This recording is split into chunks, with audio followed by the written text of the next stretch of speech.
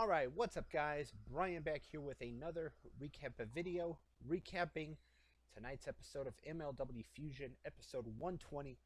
So let's just get into it. On tonight's episode, Jordan Oliver of Injustice defeated one of the Sentai Death Squad members that were representing Contra. Then it was announced that next week it will be Injustice versus two members of Contra. Injustice is Jordan Oliver and Myron Reed, and they will be taking on, apparently, from the picture they showed next week, they're going to be taking on Davari and Simon Gotch of Contra. So that is a huge tag team match, continuing the feud between Injustice and Contra. Then we heard from Selena De La Renta, who who said that the new owners of Promociones Dorado, Azteca Underground, the head honcho, Mr. Moneybags, has offered to give IWA in Puerto Rico money, and has offered to help out IWA in their with their financial issues. And Selena directed this offer to Savio Vega, who apparently is a part of that company in Puerto Rico, because he made a promise to bring the Caribbean Championship back and really didn't live up to that promise. So, speaking of the Caribbean Championship, they showed highlights from last week's Caribbean Strap match involving Savio Vega and the current champion, one Richard Holiday, and there was a lot of controversy, in particular with the referee of that match, who would be revealed on tonight's episode as the ex-NBA referee that was accused of fixing games over the years, one Tim Donaghy.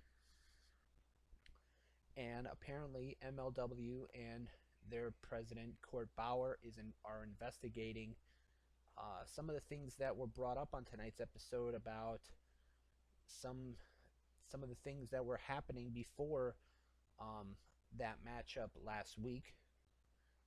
We heard from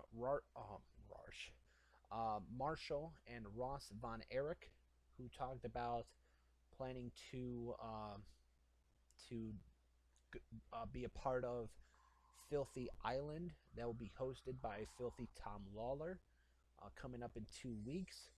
Of course, the Von Erichs have had their issues with Filthy Tom Lawler and Team Filthy, and just recently, as a matter of fact, a couple of weeks ago, Filthy Tom Lawler was the special referee for the Von Erichs tag team title match, where they lost the titles to Los Parks because of not only Selena De La Renta, who was in Los Parks' corner, but also Tom Lawler, who was the special referee and would always slow count when they would go for the pin. And then, but when they got pinned, when one of the members of the Von Erichs were getting pinned, he was like quick counting, and then in the end, he quick counted them down, and Los Parks became the tag team champions. Speaking of Los Parks, they made a successful title defense on tonight's episode of MLW Fusion, defending the tag team titles against the team of Buku Dao and TJP. And what a terrible 24 hours it's been for TJP. On last night's episode of Impact, he lost to Rohit Raju when Mahabali Shera got involved, helping out Rohit. And then tonight, he loses an opportunity to become the MLW Tag Team Champions when Buku Dao got pinned because Los Parks used their another shady tactic, or the same shady tactic that they used to win the tag titles, when one of the members of Los Parks, which I believe it was LA Park and Hijo De La Park, or Del LA Park, were defending were the ones competing, but then LA Park's son got involved. I don't remember because the one of them was getting pinned, but then one of them came out from underneath the ring, and when Selena De La Renta distracted the referee, that allowed the other member of Los Parks to come out from under the ring and push the one that was getting pinned, that was going to get pinned, out of the ring and then lay down, and he wound up winning the match, defeating Buku Dao. Um, so that was it for that. And you know what? For that, and I'm gonna play the bad guy here. I think that's a great strategy. You know, I used to not be a fan of there being a three-man team, and when they're tag team champions, that you know they that two of the three out of the three members can defend the title. You know what? I don't. You know what? I'm not. I'm gonna say. You know what? I think that's a great strategy for them to use. They're wearing masks. They're wearing. I think they're. You know, whoever is in the ring with L.A. Park. As far as teaming with him, wear the same outfit. The other two can wear the same outfit. Who's gonna notice the difference? So that was it for that. We heard from Mads Kruger, the Black Hand of Contra, who talked about the upcoming Backlay Brawl on tonight's episode against Alexander Hammerstone, the current National Openweight Champion of MLW. We heard from the World Middleweight Champion of MLW, Lio Rush, who accepted the challenge from Laredo Kid, the AAA Cruiserweight Champion, but for next week, but threw a little spin on it. He basically told Laredo Kid, if you want to step up, if you want to face me, then let's do it title versus title. Let's do double title match. So next week it will be Lio Rush, the MLW World Middleweight Champion, defending against the Laredo Kid, who is putting up the AAA Cruiserweight Championship. So it's title for title.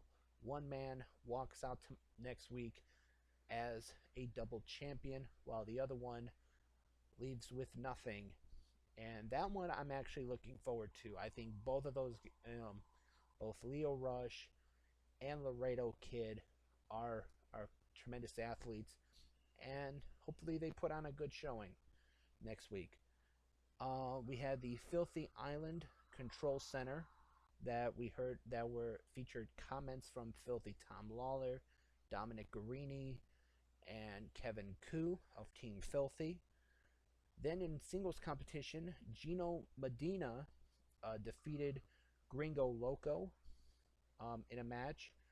And afterwards, during a promo that Medina was cutting, Gringo Loco attacked him. So obviously nothing settled there. Then in the main event, it was the Backlay Brawl, and Alexander Hammerstone got the 3 count, but then realized that he didn't really pin Mads Kruger. He pinned somebody who was a double of Mads Kruger. And Kruger came out of nowhere and said he's got plans for Hammerstone. And after Hammerstone won, because Hammerstone realized he didn't pin Kruger because the person he pinned didn't have a tattoo, and Kruger attacked him after the match, and that is how MLW Fusion episode 120 came to an end, or the episode came to an end. So yeah, pretty much that about wraps it up. I like what I'm seeing from MLW. This is I think my 3rd or 4th episode checking out, and yeah, I really have been enjoying it. I know I have. There's been a lot of episodes I missed, but from what I've seen, I think that there is some good action on MLW wrestling. So, with that being said, if you guys watched tonight's episode, let me know what you guys thought of it in the comments below. I thought it was a good episode, a surprise ending at the end with Hammerstone and Kruger and that feud continuing. Um, so, yeah, pretty much. This has been my MLW Fusion episode 120 recap. As always, I am Brian, and I will see you next time.